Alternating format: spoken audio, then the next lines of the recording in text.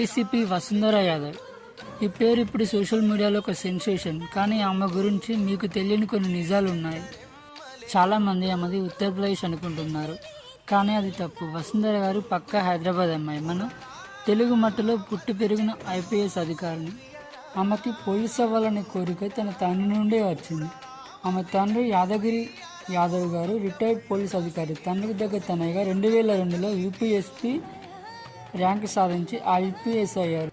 ఇక పెళ్లి విషయానికి వస్తే సోషల్ మీడియాలో ఒక ఐఏఎస్ ఆఫీసర్తో పెళ్ళైందని వస్తున్న వార్తల్లో నిజం లేదు. ఆమె ప్రస్తుతం అన్మ్యారీడ్. కేవలం తన వృత్తిపైనే పూర్తి దృష్టి పెట్టారు. ప్రస్తుతం ఖమ్మం జిల్లా సత్తుపల్లిలో ఏసీపీగా బాధ్యతలు చేపట్టిన వసుంధర గారు